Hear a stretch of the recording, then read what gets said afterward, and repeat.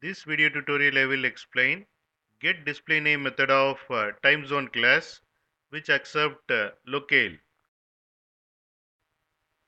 Here I have defined a class TimeZone demo. Here I have created TimeZone object. Then I have created Locale. Then I am calling getDisplayName method of TimeZone object and passing Locale. This method returns display name.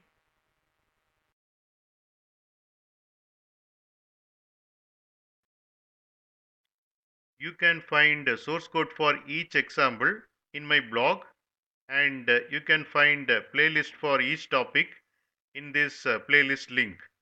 From this video description, you can get these links. Please check the description of this video.